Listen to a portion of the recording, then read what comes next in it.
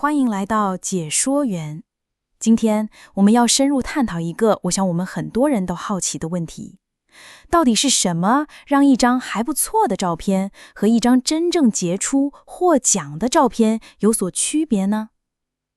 这可能感觉像个谜，但相信我，答案比你想象的要近得多。好，来看看这个。这张照片刚赢得了极具声望的金牌奖，它击败了其他127张令人惊叹的作品。你可以感受到它的力量，对吧？它有点原始，有点令人不安。而你可能最先注意到的是你看不见的东西。这个人的脸完全模糊了。所以最大的问题是，为什么是这张呢？评审们看到了什么让它脱颖而出呢？在这集的解说员中，我们将层层揭开，我甚至会分享一些专业级的秘诀，你可以开始运用这些秘诀来真正提升自己的摄影水平。所以这是我们的作战计划。首先，我们要解决这个大问题，到底是什么让照片成为艺术？接着我们会探讨惊人影像背后的真正引擎、想法。之后我们会打开技术工具箱，看看是怎么做到的。最后我们会谈到最重要的部分，如何运用这一切来述说你自己的故事。好，我们直接开始吧。要了解专家们在寻找什么，我们必须远远超过只是一张漂亮的照片。这不只是把你的相机对着美丽的东西而已，它其实可以归结到3大核心支柱。你需要一个强而有力的概念，你需要一个引人入胜的故事或叙事，而且你需要精湛的技术来将这一切化为现实。当这3者结合在一起时，那才是魔法真正发生的时候。让我们从我认为最重要的支柱开始。想法。你知道，一张漂亮的照片看一眼很好，但一张带有非常强烈的概念的，那才会让你印象深刻，那才会让你停下来思考。我们刚才看的那张获奖照片，就是所谓概念艺术的完美范例。这里的想法是，讯息、影像背后的概念，其实远比最终的画面本身更重要。照片只是传达一个更大想法的载体。所以还记得那个人的脸是模糊的，但他周围的所有物体都非常清晰吗？那完全是故意的。它不再是一张特定人物的照片，而是开始对我们所有人进行评论。它暗示我们可能会被我们的物品所定义。照片中的人可能是我们的任何一个人，这就是它如此普遍和强大的原因。现在让我们来看另一个例子。这是一张很棒的照片，展示了一个小细节，如何可以彻底改变一张影像。这是在后台拍的，所以在前景你看到这些表演者个个光鲜亮丽，准备好上台了。但真正的故事呢？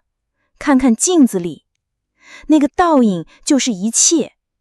摄影师很有耐心，像是一个猎人，只是在等待那个完美、稍纵即逝的某项发生。事实上，评审们说得很清楚，拿掉那个倒影，它就是另外一张快照。但有了它，它变成了艺术。那为什么会这样呢？这归结到一个非常酷的技巧，而这完美地说明了这一点。这是一个叫做虚实对应的概念。你在前景有现实世界，述说一个故事，光鲜亮丽的外表，但镜子中的虚拟世界则述说了一个完全不同的故事，混乱隐藏的现实。正是表面和内在之间的张力，创造出如此引人入胜的故事。好，再给你一个概念。这是一张由几张桥亮的空拍照组成的合成照片。它很干净，很有几何感，几乎完美。但等一等，看看那一块老旧杂草丛的一块，不太搭，对吧？那张不完美的影像，就是艺术评论家们有时称之为的刺。它就像是在一首原本完美的歌曲中弹出了一个稍微走调的音符。这是刻意安排的，艺术家希望它在那里。这是一个故意的小瑕疵，能吸引你的目光，迫使你停下来仔细看，真正与作品进行互动。好，所以你脑里有一个绝妙的点子。现在怎么办？你如何真正把那个愿景转换成一张照片呢？这不只是靠运气。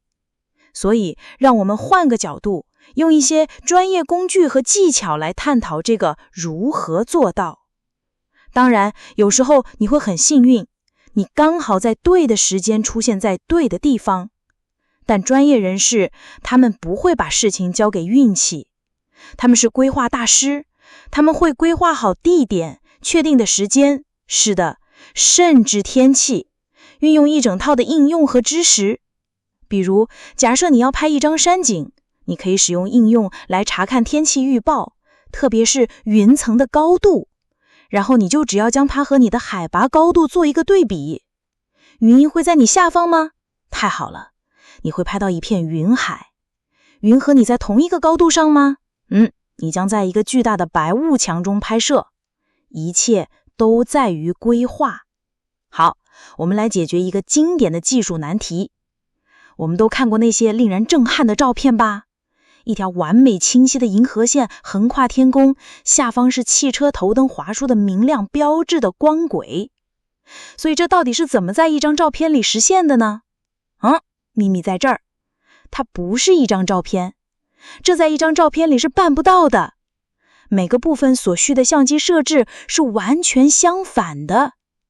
对于银河线来说，你需要大光圈和高 ISO 来捕捉所有微弱的光线。对于车轨来说，你需要小光圈和低 ISO 来避免过曝光。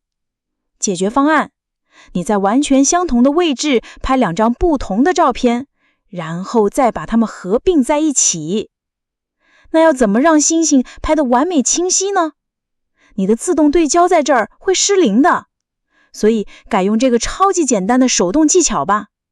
只要找到你能看到的最亮的星星，用你的相机屏幕数位变焦放大它，然后切换到手动方式。现在只要慢慢转动对焦环，直到那颗星星镜旁你能得到最微小、最清晰的光点。搞定，完美对焦。好，让我们总结一下。我们探讨了艺术背后的为什么，拥有一个强烈的想法的力量。我们也深入探讨了工艺背后的一些如何，也就是你将愿景化为现实的技术技能。最后，一切都回归到艺术家的这个想法。技术、相机、应用程序，它们都只是你工具箱中的工具呀。它们是你用来述说你只有你自己看见的故事的语言。所以，你现在有了基本的建筑模块。你明白了什么能让一张影像真正动人，你也掌握了一些强大的技巧来帮助你做到这一点。剩下的唯一真正的问题是，外面有什么故事等你来述说呢？